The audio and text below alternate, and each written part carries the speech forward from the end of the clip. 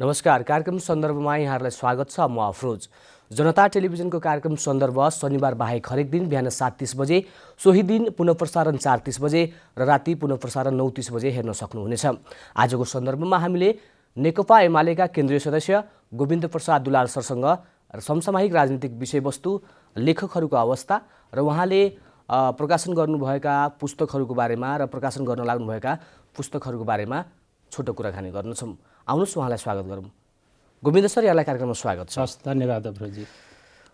अहिले अब सरकारले स्थानीय तह निर्वाचनको मिति पनि घोषणा गरिसकेको छ।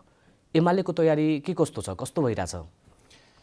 निश्चित रूपमा हामीले अब निर्वाचनको मिति तय भएपछि संसदको सबभन्दा ठुलो पार्टीको हैसियतले हामीले आफ्नो निर्वाचनको तयारी, हामी त निर्वाचनका लागि तयारी नै थियौँ। पहिला नै जनतामा जाने कुरामा हामी पहिलादेखि नै जनतामा जाने कुरामा हामी तयारी नै थियौँ।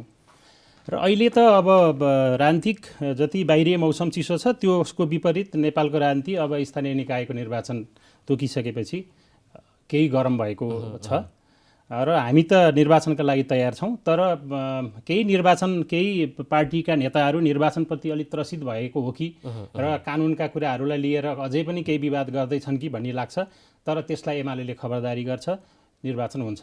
किनभने गठबन्धनका दलहरूले समेत यो कुरामा सहमति गरेर अगाडि घोषणा गरेको हुनाले निर्वाचन तोकिएको निर्वाचन हुन्छ नै। अनि एमाले एक्लै लड्छ कि कुनै सहयात्री साथीहरूलाई खोज्छ? होइन, अब हामी अहिलेसम्म हामी एक्लै लड्छौँ, हामी एक्लै तयारी छौँ र एमाले आफै एक्लै काफी छ।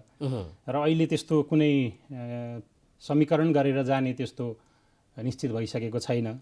तर अब त्यो बेलासम्म आउँदाखेरिको सन्दर्भ के हुन्छ त्यो नेतृत्वले त्यसलाई अन्तिम रूप दिने कुरा भयो। तर अहिलेसम्म हामी एक्लै लड्ने तयारीमा छौँ, हामी एक्लै लड्न सक्छौँ। जस्तै गत निर्वाचनमा जनताले एमालेलाई एउटा 2/3 सरकार, करिब 2/3 सरकार बनाएर पठाएको अवस्थामा अब अहिले अवस्था यस्तो छ, हामी हेर्न सक्छौँ। त्यो पछिल्लो कुरामा धेरै नजाऊँ। अब फेरि एमालेलाई जनताहरूले कसरी विश्वास गर्ने? यसलाई 2/3 दिएर पठाउँदाखेरि पनि त्यो तरिकाले बस्न सकेनन्, सत्ता सञ्चालन गर्न सकेनन्, आफैमा लुछाडचुडी गर्ने खालको एक किसिमको जुन जनतामा त्यो धारणा पुगिसकेको छ नि, त्यसलाई कसरी तपाईँहरूले चिर्नुहुन्छ?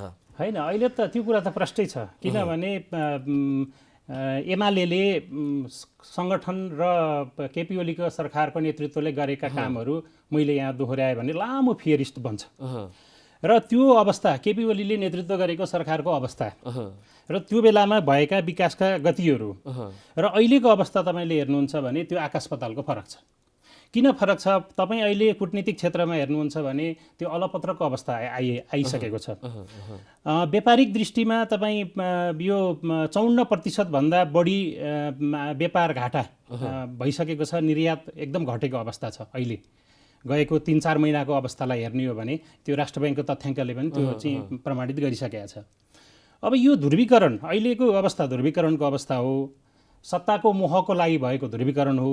यो ध्रुवीकरण चाहिँ 5 दलीय गठबन्धन र एउटा के भने मार्क्सवादी शक्तिलाई कमजोर बनाउनका लागि 5 दलीय गठबन्धन र विदेशी शक्ति समेत लागेर जुन राष्ट्रियताका सवालमा जुन केपी ओली सरकारले जुन कामहरू गरे ती कुराका विरुद्धमा चाहिँ यो एक किसिमको उहाँलाई असफल पार्ने, एमालेलाई सिद्ध्याउने र एउटा बलियो कम्युनिस्ट पार्टी नेपालमा निर्माण हुन नदिनका लागि र कम्युनिस्ट शक्तिलाई एउटा राष्ट्रको सबै कम्युनिस्टहरूलाई एकै ठाउँमा आउन नदिने जुन प्रयत्न थियो त्यो उनीहरूले एमाले भित्रै खेलेर, एमाले भित्रै चलखेल गरेर, एमालेलाई नै फुटाएर देशका र केही बाहिरी शक्तिहरू समेत लागेर यो कुरामा उनीहरू सफल भए।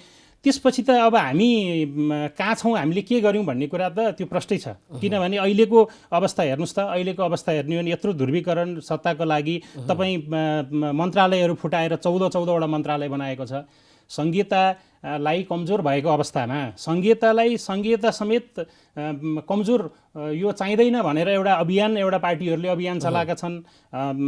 पूर्व राजाहरूले त्यो संघीयता कमजोर भयो भनेर छ र केही एउटा जातीय रूपमा युरोपियन युनियनले समेत चाहिँ के छ भने संविधान घोषणा हुने बेलामै तपाईँ हामीमा त प्रश्न छ नि, संविधान घोषणा कस्तो अवस्थामा भयो, राज्यले नाकाबन्दी खेप्नु पर्यो। एउटा गोविन्द सर, तपाईँ एउटा पत्रकार पनि लेखक पनि राजनीतिकमा एउटा एमालेको प्रवक्ता जस्तो कुरा गरिराख्नु भएको छ।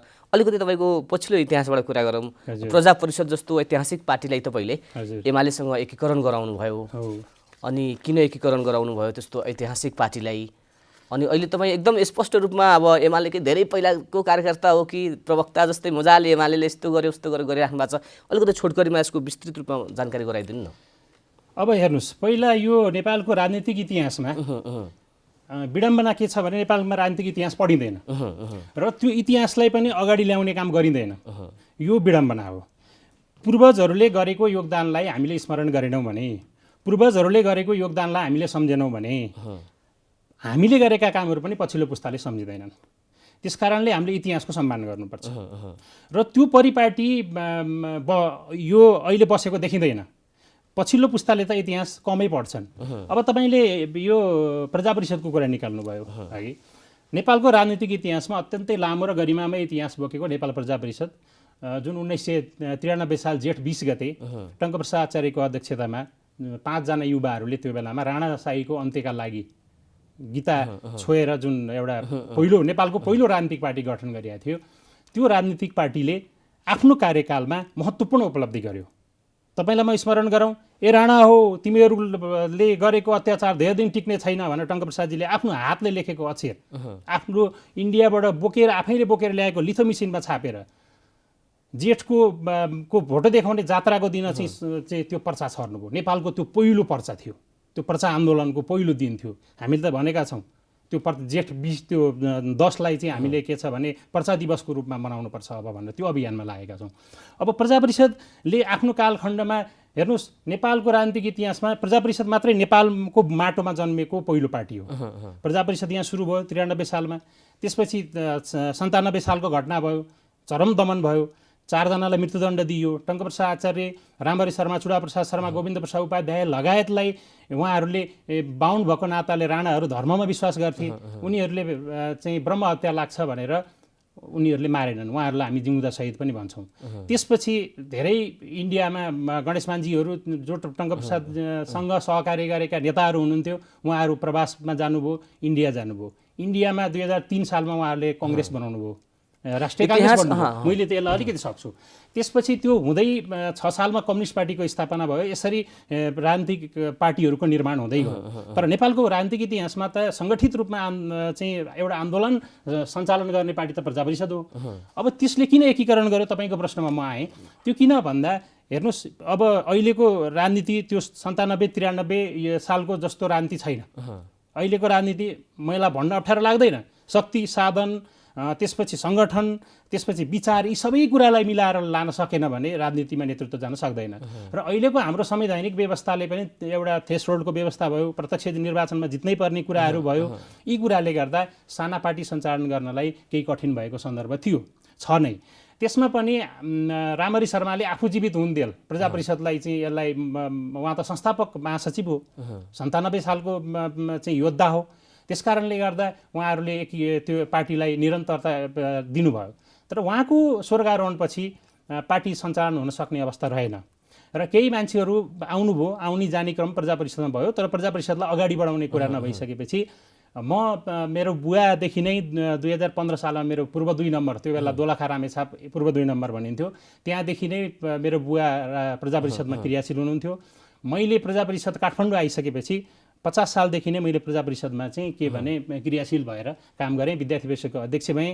त्यसपछि प्रजा परिषदको सचिव भएर काम गरेँ, त्यसपछि प्रवक्ता भएँ। अन्तिममा 7औं महाधिवेशन आयोजक समिति जुन बनाउने कुरा भयो, त्यो बेलामा हाम्रो पछि जोडिनुभएका केशव विस्थापित लगायतका व्यक्तिहरू पनि बाहिरिसक्नु भएको थियो प्रजा परिषदबाट।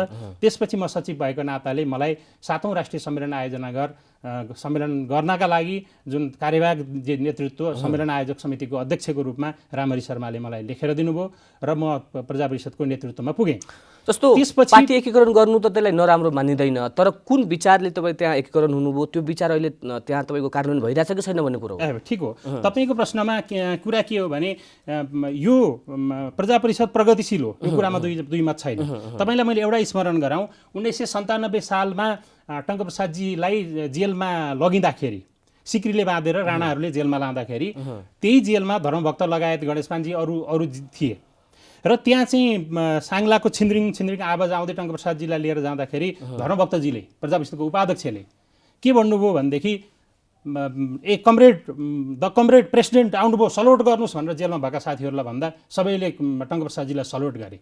एउटा स्मरणीय कुरा छ, त्यो बेलामा त्यो राणाका ती फौजी सेनाहरूले पनि टङ्कप्रसादजीलाई सलोट गरे। पछि उनीहरूलाई चाहिँ के भने तैँले चाहिँ टङ्कप्रसादजीलाई सलोट गर्ने भनेर उनीहरूलाई स्पष्टीकरण पनि सोधियो अरे त्यो आर्मीका त्यो फौजीहरूलाई होइन। भनेपछि त्यो पर्सनालिटी थियो, त्यो प्रगतिशील हुनुहुन्थ्यो, उहाँलाई कमरेड भनेरै सम्बोधन गर्नुहुन्थ्यो टङ्कप्रसादजीलाई धर्मभक्तजीले।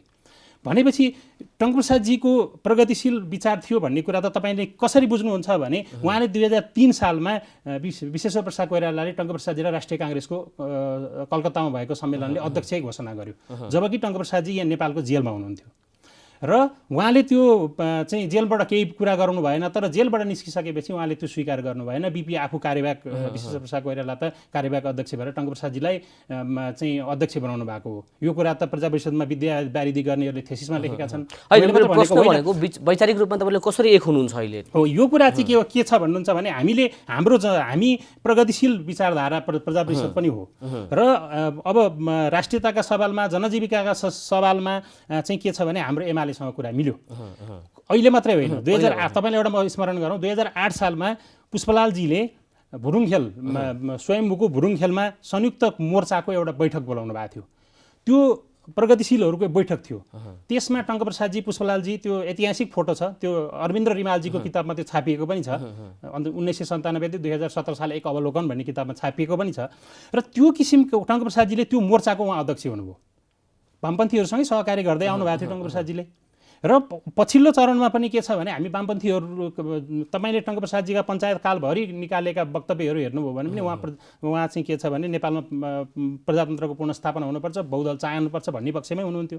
र पछिल्लो चरणमा चाहिँ एमाले जुन राष्ट्रियताका सवालमा जुन कामहरू गरे, चाहिँ केपी ओलीको नेतृत्वको सरकारले चुच्चे नक्सा प्रकाशन गर्नेदेखि जनजीविकाका पक्षमा चाहिँ जुन एउटा संविधानलाई संरक्षण गर्ने कुरामा र संविधानलाई एउटा विधिको शासन सञ्चालन गर्ने कुरामा र नेपालीहरूलाई समृद्ध बनाउने विषयमा जुन टङ्कप्रसादजीको सुरु गर्नुभएको कुरा थियो, त्यो केपी ओलीले अगाडि बढाएको हामीलाई महसुस भयो र हामीले चाहिँ एकीकरण। एउटा कुरा मैले के सम्झेँ भने अघि तपाईँले भन्नुभयो कि अहिलेको युवा पुस्ताहरूले इतिहास पढ्दैनन्, तर युवा पुस्ताहरूले अहिलेको राजनीतिक वर्तमान अवस्था हेर्दाखेरि राजनीतिको वर्तमान अवस्था हेर्दाखेरि अब नेताहरूले जनताप्रतिको जनजीविकाप्रतिको उहाँहरूलाई चासो छ, सत्ताको लुछाचुडीमा उहाँहरू लाग्नु भएको छ, अनि जनता अहिलेको वर्तमान अवस्थालाई देखेर पनि होला इतिहासमा त यस्तै भएको होला भन्ने खालको जुन युवाहरूको सोच छ, त्यो युवाहरूको सोचलाई तपाईँले कसरी चिर्न सक्नुहुन्छ? होइन, युवा वर्गहरूलाई जुन हाम्रो इन्टरनेटको पहुँचसँगै युवाहरूमा किताबको पद्धति, अध्ययनको पद्धति कम भएको छ। यो कुरा प्रष्टै छ र त्यसलाई अब हामीले त्यतातिर फर्काउनु पनि पर्छ। केही वर्तमान राजनीतिक अवस्था छ नि, वर्तमान राजनीतिक अवस्थालाई देखिसकेपछि युवाहरूमा पक्कै पनि तृष्णा आएको होला कि राजनीतिक यस्तै हुँदो रहेछ। तर इतिहासमा त हाम्रो गौरवपूर्ण इतिहास छ नि, त्यो इतिहासलाई देखाउनको लागि पनि वर्तमानमा कसरी के गर्न सकिन्छ भन्नु खोजेको मैले। होइन, युवाहरू चाहिँ एउटा अवसरका लागि मात्रै होइन भने युवाहरू पनि जागरुक छन्। तपाईँ हेर्नुहोस्, युवाहरूले अभियान चलाएका छन्। नेतृत्वमा हेर्नुहोस्, अहिले ठुला पार्टीका नेतृत्वदेखि सबै पार्टीका नेतृत्वहरूमा युवाहरू आएछन्। युवाहरू राजनीतिमा पुरै नकारात्मक छन् भन्ने कुरामा चाहिँ म सहमत छैन, किनभने युवाहरूले पनि पार्टीका कार्यकर्ताको कुरा छुट्टै भयो, जो सर्वसाधारण जनता छन् नि उनीहरूलाई पनि त इतिहास चाहियो नि त, उनीहरूलाई पनि इतिहासको जानकारी चाहियो नि भन्ने कुरा हो। होइन, हामीले त्यो कुरालाई चाहिँ हामीले अगाडि ल्याउनुपर्छ। त्यो कुरामा हामीले टङ्कप्रसाद प्रतिष्ठानबाट पनि केही काम। मैले तपाईँलाई एउटा राजनीतिकको हिसाबले भन्दा पनि एउटा लेखक पत्रकारको हिसाबले पनि तपाईँले त्यो जवाब दिन सक्नुहुन्छ कि त्यो युवाहरूलाई, अहिलेको युवाहरूलाई इतिहासको बारेमा जानकारी गराउनको लागि के कस्तो हामीले के गर्न सक्छौँ भन्ने कुरा। होइन, यो चाहिँ एउटा के छ भने राज्य पक्षबाटै एउटा चाहिँ जुन हाम्रो पुस्तकहरू, पाठ्यक्रमका पुस्तकहरू छन्, पाठ्यक्रममा नै नेपालको राजनीतिक इतिहासलाई सच्चा रूपमा अगाडि ल्याउनुपर्छ, त्यसलाई समावेश गरिनुपर्छ। अहिले जस्तै स्थानीय सरकारलाई जुन त्यहाँको भूगोल, त्यहाँको इतिहास, त्यहाँको सम्पदा राखेर आफ्नै पाठ्यक्रम बनाउने अधिकार दिएको छ। राज्यले 3 तहको जुन सरकारको परिकल्पना गर्यो, त्यसमा स्थानीय तहलाई जुन पाठ्यक्रम बनाउने जुन अधिकार दिएको छ, त्यसमा केही कुराहरू अहिले समेटिएका छन्। हामीले भर्खरै दशरथचन चाहिँ नगरपालिकामा र हिजो मात्रै सूर्यविनायक नगरपालिकामा हामीले त्यहाँ चाहिँ गएको थियौँ। त्यहाँ चाहिँ टङ्कप्रसाद स्मृति भवन त्यहाँ भएको हुनाले तपाईँहरू यहाँको पाठ्यक्रम कस्तो बनाउनु भएको छ भनेर हामीले त्यो जुन प्रश्न गऱ्यौँ, त्यहाँका साथीहरूले त्यो पाठ्यक्रमको बारेमा देखाउनु भयो। मैले भन्न खोजेको प्रसङ्ग जोड्न खोजेको किनभने हामीले युवाहरूलाई इतिहासको बारेमा चेतना जगाउन, नेपालको सम्पदाको बारेमा यी कुराहरू गराउन पाठ्यक्रम मान्नेदेखि नै गऱ्यो भने उनीहरूलाई छाप पर्छ। र चाहिँ अहिलेको प्रविधि अनुसार चाहिँ नयाँ प्रविधिमा पनि केही डकुमेन्ट्रीहरू पनि बनाउनुपर्छ। जस्तै 1900 कति फिल्महरू बने, तपाईँलाई म स्मरण गराउँ, 1997 सालको एउटा फिल्म बनाउन जरुरी छ भन्ने लाग्छ मलाई। 7 सालको होला, 97 सालको होला, 46 सालको होला, 62-63 को होला, जुन ऐतिहासिक घटनाले नेपालको राजनीतिक परिवर्तनमा योगदान गरेको छ, त्यस्ता कुराहरूलाई लिपिबद्ध मात्रै होइन डकुमेन्ट्री पनि बनाउन सक्यो भने युवा पुस्तालाई चाहिँ के हुन्छ भने तपाईँले उठाएको प्रश्नमा चाहिँ उनीहरूलाई चेतना पनि बढ्छ, इतिहासप्रति जागरुक पनि हुन्छ र ओहो पुर्खाहरूले गरेको यस्तो योगदान रहेछ, हामीहरूले पनि यो मुलुकको लागि केही गर्नुपर्छ भन्ने। तपाईँ अहिले टङ्कप्रसाद आचार्य प्रतिष्ठानको सदस्य सचिव पनि हुनुहुन्छ, त्यो प्रतिष्ठानले अहिले के गरिरहेको छ? हेर्नुहोस्, अब टङ्कप्रसाद आचार्य प्रतिष्ठानले थुप्रै कामहरू गरेका छ। त्यसमध्ये मैले 2 कुरा त्यसलाई विभाजन गरेर भन्छु। एउटा टङ्कप्रसाद आचार्यलाई चिनाउने किसिमको काम गरेको छ। जस्तै टङ्कप्रसाद आचार्य को हुन्, यिनले के काम गरे भनेर पुस्तकहरू प्रकाशन गर्ने, होइन, डकुमेन्ट्रीहरू बनाउने कामहरू गरेका छ। त्यसमध्ये अब थुप्रै टङ्कप्रसाद आचार्य र आजको नेपाल, टङ्कप्रसाद आचार्य स्मृति ग्रन्थ, चाहिँ मणिराज उपाध्यायको टङ्कप्रसादसँग आधी घण्टा, होइन, यस्ता थुप्रै किताबहरू, जस्तै शोभा गौतमको टङ्कप्रसादमा विद्यावारिधि गर्नुभएको पुस्तकहरू, यी यावत कुराहरू, टङ्कप्रसाद आचार्यको परराष्ट्र नीति, यस्ता थुप्रै किताबहरू प्रकाशन गरेका छ एउटा टङ्कप्रसाद प्रतिष्ठानले। अर्को अध्ययन अनुसन्धानसँग सम्बन्धित विषयहरू, राज्यलाई नीति निर्माणमा सहयोग पुग्ने गरी प्रतिष्ठानले सेमिनार, गोष्ठी, अन्तर्क्रिया गरेर त्यसका सारांशहरूलाई चाहिँ हामीले प्रकाशनका रूपमा ल्याएका छौँ। उदाहरणको रूपमा तपाईँलाई दिन्छु, नागरिकताको विषय। नागरिकताको विषय व्यापक भयो, यो समस्या राष्ट्रिय समस्या भयो भनेर उठाइयो र केही समस्याहरू पनि छन्, तर जति उठान भएको हो त्यो सबै समस्याका रूपमा चाहिँ पनि होइनन्। यिनलाई कसरी समाधान गर्न सकिन्छ भनेर हामीले एउटा अध्ययन अनुसन्धान गऱ्यौँ, एउटा ठुलो गोष्ठी गऱ्यौँ। त्यसलाई चाहिँ हामीले सरकारवालाहरूलाई बोलायौँ, सबै जिल्लाका, काठमाडौँ उपत्यकाका 3 जिल्लाका प्रमुख जिल्ला अधिकारीहरूलाई बोलायौँ। त्यसपछि गृह मन्त्रालयका प्रतिनिधिहरूलाई बोलाएर एउटा चाहिँ गोष्ठी गरेर त्यो गोष्ठीमा समावेश नहुने व्यक्तिहरूलाई पनि त्यसलाई पढ्न पाउन् भनेर हामीले फ्लोरमा आएको कमेन्ट समेतलाई राखेर किताब प्रकाशन गर्यौँ। त्यो एउटा अनुसन्धानात्मक कृति भयो। राज्यलाई नीति निर्माणमा पनि त्यसले चाहिँ सहयोग पुग्यो। यस्तै राष्ट्रियताका विषयहरूमा पनि हामीले गोष्ठीहरू, सेमिनारहरू गर्छौँ। अब सामाजिक प्रजातन्त्रलाई कसरी अगाडि बढाउन सकिन्छ, सोसल डेमोक्रेसीलाई कसरी चाहिँ कार्यान्वयनमा ल्याउन सकिन्छ भन्ने कुरालाई पनि हामीले त्यो एउटा पुस्तकहरू प्रकाशन गरेका छौँ। यसरी के छ भने हामीले एउटा नीति निर्माणमा योगदान पुग्ने गरी अनुसन्धानात्मक कार्यहरू गरेका छौँ। हेर्नुहोस्, टङ्कप्रसाद प्रतिष्ठान यस्तो संस्था हो, प्रतिष्ठानले यस्तो प्लेटफर्म हो, साझा प्लेटफर्म हो। त्यहाँ सबै विचारका, सबै पार्टीका, सबै क्षेत्रका मान्छेहरूको आएर बस्छन्। हिजो सरकारमा भएका मान्छेहरू आएको, मन्त्रीहरू आए ठाउँ प्रतिपक्ष नआउने, प्रतिपक्ष नआए ठाउँ सरकार नआउने, अझ राजाको प्रत्यक्ष शासनकालमा त उनीहरूलाई देख्नै नहुने, त्यस्तो अवस्थामा पनि टङ्कप्रसाद आचार्य प्रतिष्ठानले गरेका कार्यक्रम, बोलाएका समारोहहरूमा टङ्कप्रसादको जन्म जयन्ती मङ्सिर 17 गते, उहाँको स्मृति दिवस वैशाख 11 गते शालिगमा हुने कार्यक्रममा सबै पार्टीका सबै नेताहरू आउनुहुन्थ्यो, त्यो छलफलमा समावेश हुनुहुन्थ्यो। यसरी टङ्कप्रसाद आचार्य प्रतिष्ठानले प्रकाशनका कामहरू एउटा भयो, चिनाउने कामहरू एउटा भयो, अनुसन्धानात्मक कामहरू एउटा भयो, र सँगै छात्रवृत्ति। तपाईँलाई मैले एउटा कुरा जोड्छु। टङ्कप्रसाद आचार्य प्रतिष्ठानले अहिले रोल्पामा 11 वर्षदेखि रोल्पामा 100 जना विद्यार्थीलाई पढाइरहेछ, त्यो पनि थवाङमा, माओवादीको उद्गम स्थल थवाङमा, अघि त्यो वीरबलभद्र उच्च मावि, जहाँ हाम्रो सम्माननीय उपराष्ट्रपतिजीहरूले पनि त्यहीँ पढ्नु भएको छ। त्यो ठाउँमा हामीले त्यो विद्यालयको चाहिँ भौतिक पूर्वाधारको विकासका लागि सहयोग गरेका छौँ। त्यसपछि रोल्पा जिल्लाभरिका विपन्न दलित, महिला, जनजातिका चाहिँ विपन्न विद्यार्थी, जेहेन्दार विद्यार्थीहरूलाई छात्रवृत्ति वितरण गरेका छौँ 100 जना विद्यार्थीहरूलाई। र हामीले चाहिँ एउटा भक्तपुरमा चाहिँ वाचनालय टङ्कप्रसाद आचार्य स्मृति पुस्तकालय चलाएका छौँ। यसरी सबै क्षेत्रबाट चाहिँ प्रतिष्ठानले यसरी काम गरिरहेको छ। तपाईँ एउटा व्यक्तिगत रूपमा एउटा लेखक पनि भएको कारणले तपाईँको पुस्तकहरू के कस्ता छन्, कस्ता पुस्तकहरू आउँदैछन्, अहिले केमा व्यस्त हुनुहुन्छ व्यक्तिगत रूपमा? हजुर, अब तपाईँले यो बहुत सान्दर्भिक प्रश्न गर्नुभयो। अब यो लेखकहरूको विषयमा कुरा गर्दाखेरि चाहिँ यो नेपाली लेखकहरूलाई पहिला त साहित्यको सेवा गर्ने, साहित्यलाई सिर्जना गर्ने भनेर चाहिँ गरिन्थ्यो। तर अब हाम्रो पुस्ताहरू लेखेर पनि जीविका उपार्जन गर्न सकिन्छ र लेखकहरूलाई पनि ब्रह्मवाक्य लेख्ने लेखक गरिब हुनु हुँदैन भनेर हामीले के छ भने एउटा प्रोफेसनल लेखनको क्षेत्रमा कार्य अगाडि बढाउनका लागि केही लेखक साथीहरू मिलेर हामीले चाहिँ एउटा संस्था पनि सुरु गरेका छौँ।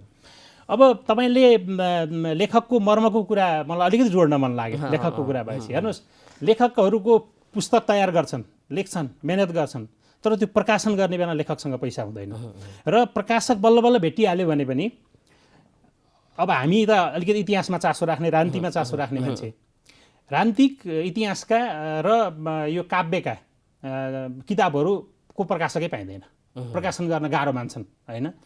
र अब तपाईँले यो प्रकाशन पाइहाल्यो भने पनि हाम्रो क्षेत्रमा के हुन्छ भने लेखक, प्रकाशक, वितरक तीनटा पाटो हुन्छ।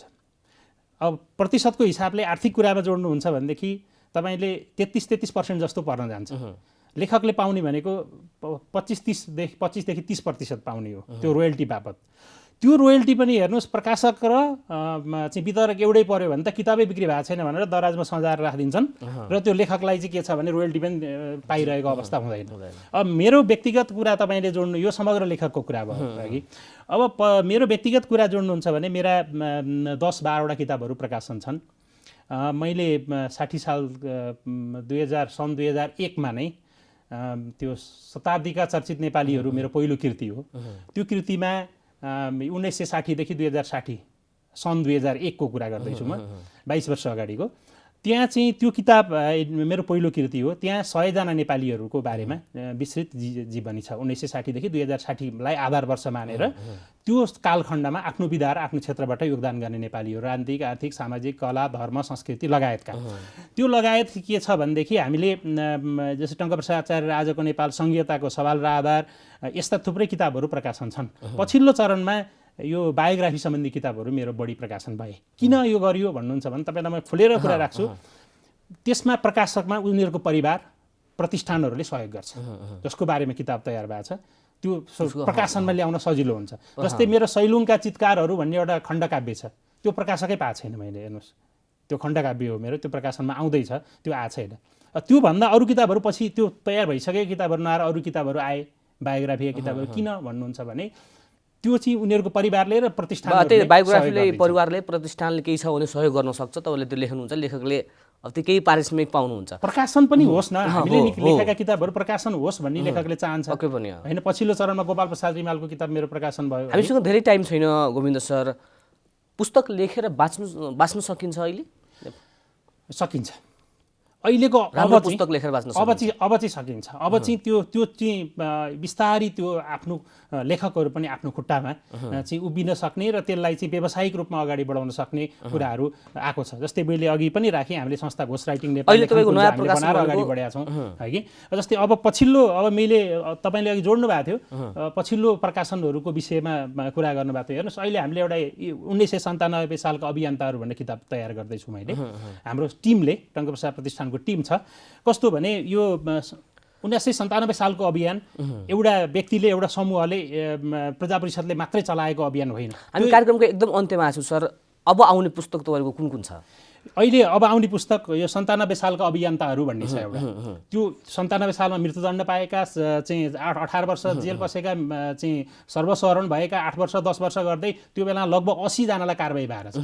राणाहरूको गोल कचहरीको फैसला, त्यो बेला अदालत छैन, गोल कचहरीको फैसलाले चाहिँ लगभग 80 जनालाई कारबाही गरेको रहेछ। त्यो 80 जनाको जीवनी हामीले चाहिँ उनीहरूको योगदानलाई अगाडि ल्याउनुपर्छ भनेर त्यो एउटा किताब प्रकाशन गर्दैछौँ र 2वटा पूर्व प्रधानमन्त्रीजीहरूको आत्मवृत्तान्त म तयार गर्दैछु र केही चाहिँ स्मृति ग्रन्थहरूको सम्पादन भइरहेछ। त्यो चाहिँ सम्पादन मात्रै हो र यो आत्मवृत्तान्त र यो 97 सालको अभियन्ताहरू। हस् त गोविन्द सर, कार्यक्रममा समय दिनुभयो, यसको लागि यहाँलाई धेरै धेरै धन्यवाद छ। हस्, धन्यवाद। जनता टेलिभिजन मार्फत आफ्ना कुराहरू राख्ने अवसर दिनुभयो, यसका लागि तपाईँलाई पनि धेरै धेरै धन्यवाद छ।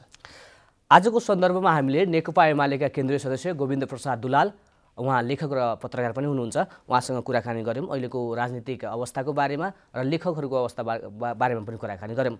आजको सन्दर्भ यति नै। हेर्दै गर्नुहोला जनता टेलिभिजन। नमस्कार।